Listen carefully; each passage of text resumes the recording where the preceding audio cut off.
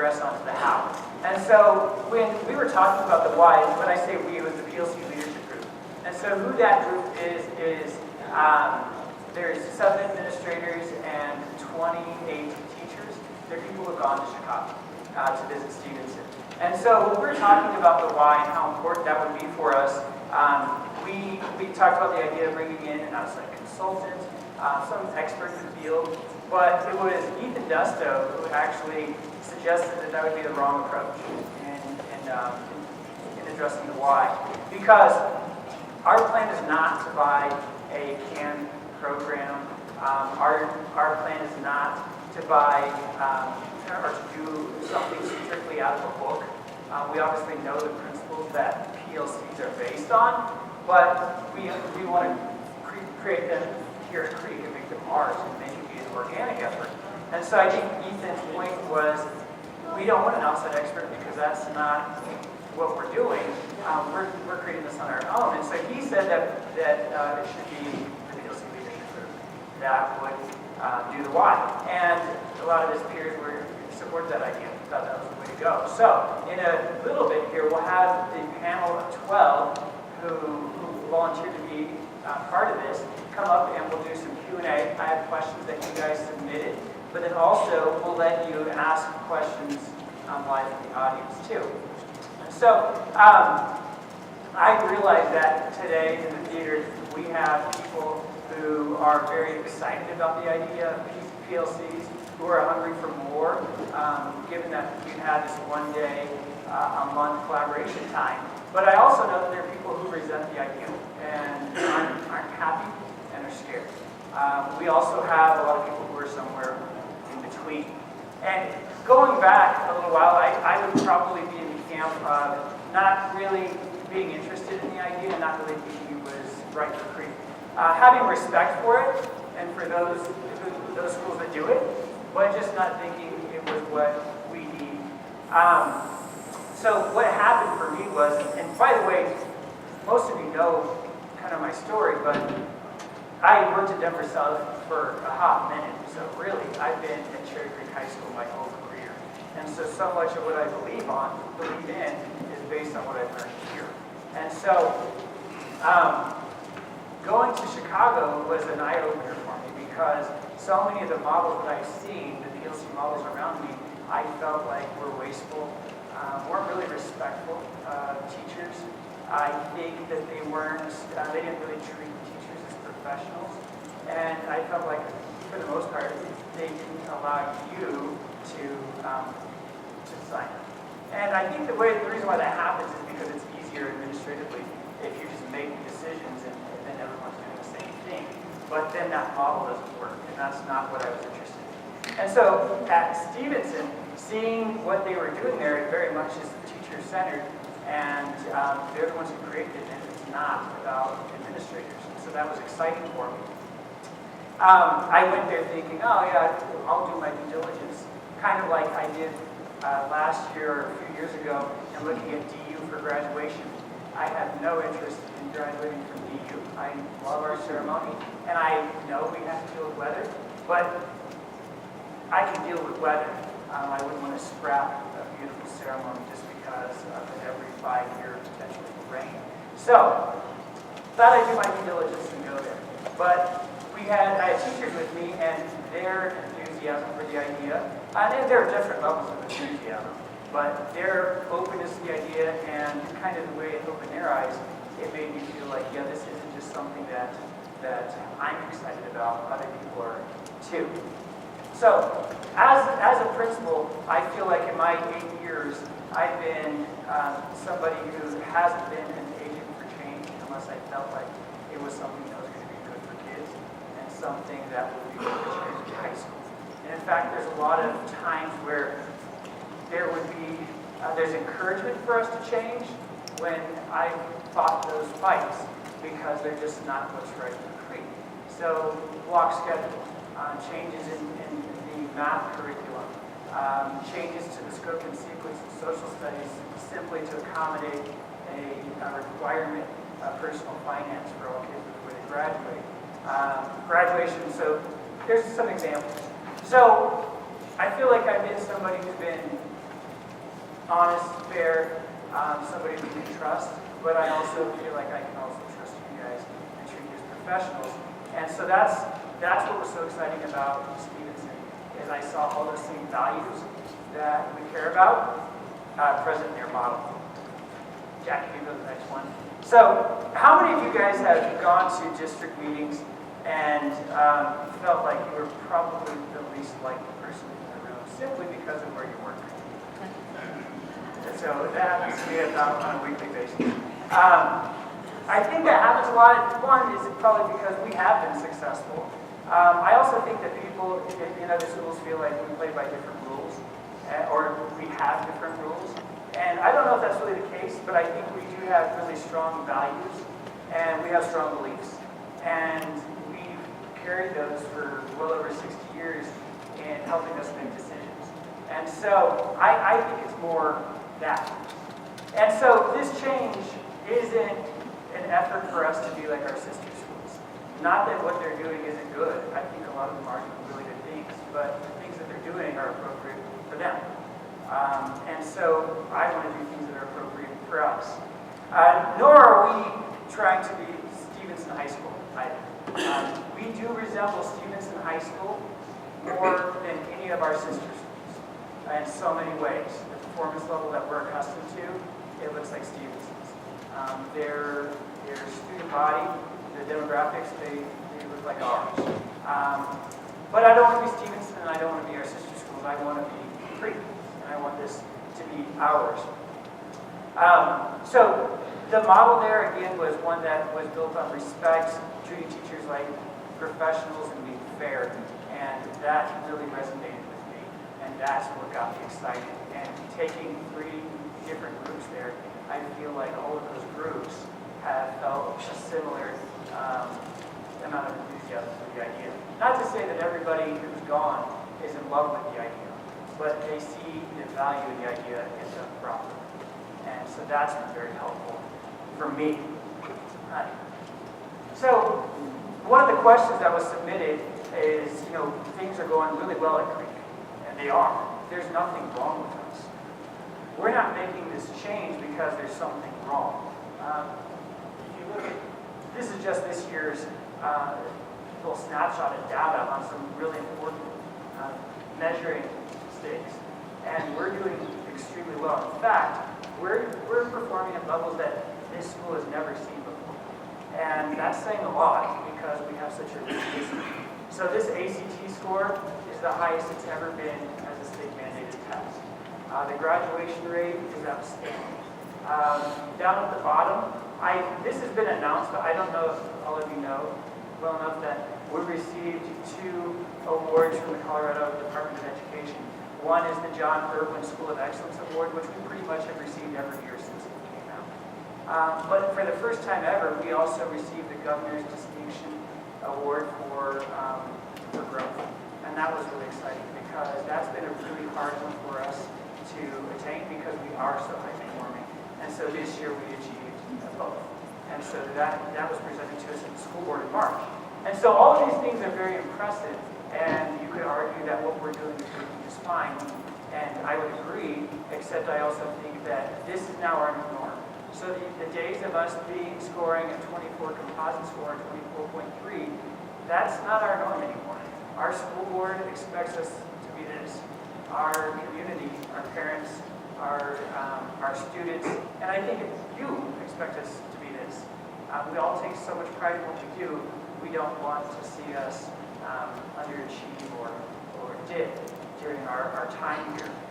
And so because this is our norm and this is what everybody expects of us, I want to make sure that we're able to maintain it but also improve. And I feel like the PLC model does allow us to do that because it invests in our teachers and allows you guys time to make decisions about the things that you're teaching, the classes that you're teaching. So a good example of this, I think, is we finally had a professional development team at Campus West, and we're a pure feeder for the most part. There's only one other school in this district that is, and that's Oberlin. And yet, that's been so hard for us to do, and there's a lot of reasons why. But I think that should just be part of our culture where we collaborate, talk to one another, and so I hope we can do more of that with our feeder schools, but I also think it starts with us. We're not very good at talking to each other, learning from each other. We talk to each other, we appreciate each other, but really talking about teaching and learning, that's not always a part of our culture. Or if it is, it happens in pockets. So, we're in a really good place right now because PLCs are not being done to us. So this is not Dr. Bull telling me that this is what we're doing. Dr. Bull, in a visit here, Samuel Phillips actually asked him, what is the expectation around PLCs? Is this something that you're mandating that every school do? Given that really every school is doing PLCs except for us. And Dr. Bull answered, no, you don't have to do PLCs. But if you're not going to, you need to tell me what it is that you are going to do to continue to be the flagship school that you are. And it's not often that district leadership refers to us as the flagship school, but it's happening more and more. And I think that it's been made very clear to me that we're expected to carry the torch for this district and for the rest of the state, but also be one of the best schools in the country. And so, PLCs is not being done to us. We get to own this. But I can also tell, based on things that are happening around us, SLOs, the evaluation model, the way that we're going to create school goals next year, it looks different. And the PLC language is very much a part of all of those things. And so I like being where we are right now, where we get to own this, we get to create it, it's ours. I don't want to have district people come in and tell us how we're going to do PLCs. And so we're not there. We have this great opportunity. But I do think a year or 2 years from now, it could be different. So the purpose of doing this is really, it's an investment in teachers. We have always said, whether it was Henry Cotton, I know some of you have been hired by Henry Cotton, Mary Gill, Kathy Smith, me, we take a lot of pride in hiring. And I know that starts at the department level with the amount of time that you invest in hiring teachers who are going to be part of our school. And so we want to hire the best. And this model will allow us to have time to talk to one another and learn from one another and talk about growth. Not just growth for students that you can measure, but also growth professionally. So sometimes you can measure it and sometimes you can't. I know that. But just being able to have that conversation with all of your colleagues, I think has been something that is very difficult to do here. And so that's the purpose of this model, is to invest in you guys and let you make decisions about your content. So here's what you can expect at Creek. We do want our model to be organic. We do want it to be teacher created. And I know that it would be great if I could take all 200 plus of our certified people to Chicago to just see what it's about. Not because what we're doing is exactly what they're doing, it's not. But I can't. But I'm taking as many as I can because I want those people to help us shape what we're doing. But just because you haven't gone to Chicago doesn't mean that you don't get to be part of shaping what we're doing. It doesn't mean that you can't be a leader of the PLC. It doesn't mean that your voice isn't just as important. But I didn't want this to be about me or 7 administrators or somebody outside the school. I wanted it to be about our teachers. So the key pieces for us, I want it to be respectful. I want to trust you, just like I'd ask that you trust me. I want it to be fair, and it won't all be equal, but it will be fair. And then I also think patience is going to be a big part. I realize that next year we're going to have groups that are going to be in places where it might look like very much like a PLC model of fidelity, where they're doing common assessments. They are talking about learning targets, all of those things, but that'll be their decision. That doesn't mean that they'll be the barometer for every group. There might be groups next year that take an entire semester just to figure out how to work with each other, how to have conversations, what are our norms going to be, what are our protocols going to be, how are we going to deal with disagreements. How are we going to deal with discomfort? All of those types of things. It'll be based on teaching and learning. I want there still to be autonomy. Autonomy is not gone. That's what was so attractive about Stevenson, is that it looked different in every area. There were some content areas where every assessment they did, they decided that they wanted it to be common, and there were others who said that they wanted one test to be common. There were also dysfunctional teams there too. So a school that is revered for PLC work, they didn't have all the answers. It wasn't all perfect because it's about humans, and they're letting their humans be humans figure this out. I want it to be based on a growth mindset.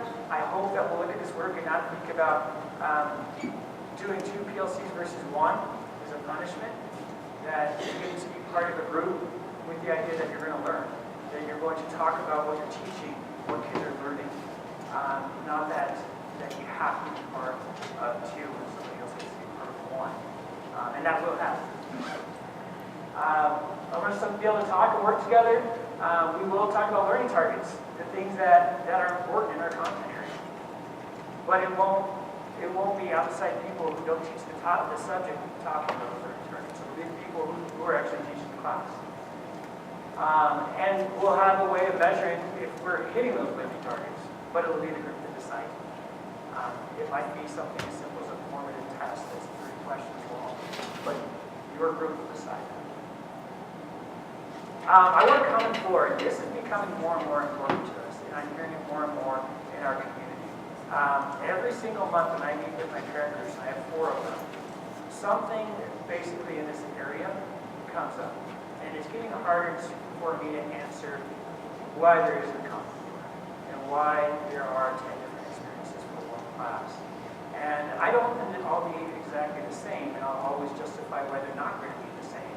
But it is getting harder to answer community questions, parent questions around there not being some kind of common core that everybody understands. They'll be part of your work week, and it starts new every year. So in 1819, we won't just start doing the same thing that we did on day 1 in 17. The things I don't want to happen, it won't be top down. It's not administrative driven. We want you to make the decisions in your areas. You won't lose instructional time. I know that our classes are 4 minutes longer next year, but that is not because of PLCs. Your classes were going to be 4 minutes longer next year. They were going to be 4 minutes shorter next year, regardless, because the school board voted on a new start time and end time. So even if we weren't implementing PLCs, you were going to have 4 minutes less. PLCs did not take 4 minutes away. It's not going to be canned or packaged or one size fits all. There are books that we can read if you want books, and you can see what the principles are, all of those types of things. But that doesn't mean that we're going to follow any one book verbatim or any one professional the way that they laid it out verbatim. It's not going to be punitive. It's not going to be about checklists. I'm not interested in collecting agendas, minutes, goals, all of those types of things. As leaders, it makes sense to have agendas, but I don't want them. I just trust that you're going to do what you need to do in that meeting. I'm not interested in collecting all of those things. Standards-based grading does happen in some PLCs, but it's not something that has to happen. It's not something that's going to happen at Cherokee High School. If you're not familiar with standards-based grading, you can ask me about it outside. But that is not part of what we're doing. It's not block schedule. It's not late start days. We're not going to teach it. Not every U.S. history teacher is going to teach the same lesson on the same day, same time. That's not the idea. And it's not going to create ceilings. We still want you to have the autonomy to do the things that you value and know that your kids are capable of doing. And we're not going to be Stevenson stuff. We're not going to be our sisters. We're going to be Cherry Creek. So, before I turn it over and ask the panel to come up here, what I would just say is, when I started this principal, it's been 8 years now, and in this room, I said the reason why I applied, I didn't really want this job, although I got it because I absolutely love it. This job has made me so happy. It's such an honor doing this job and being part of this school, this faculty. But I didn't really want the job. The reason why I applied is because I didn't feel like it would be appropriate if somebody got the job who didn't love the school and have a lot of investment. And this is so much more than a job for me. This is where I live. I pay property taxes to support the school. This is where my kids are going to come. And I cried in that meeting because I had the little screensaver of my daughter. And I still have it. It's still my screensaver. She's really old now. So there she is. Thank you, Dad. She's 10. So, and she's mean too. I'm so scared of her. She's going to the 6th grade. But anyway, I applied because this is much more than a job. And I wanted to make sure that what we were going to be doing for the next however many years was still going to be really good for kids, all kids. And I felt like every day, if we're not doing things that are good enough for my kids, then they're not good enough for anyone else's kids. So I wouldn't be asking you to follow me in this work if I felt like it was going to hurt kids or was going to hurt Cherry Creek High School. It's not going to be perfect. It's going to be difficult at times, but I feel like it's worth it. I feel like it can make us better. We can learn from each other, and I think it will help kids. So let's bring the panel up. I have a bunch of questions that were already sent in to me. Thank you guys for listening to me. I probably took a little bit longer than what I had intended, so I apologize. So come on up, guys. There's 12 of them.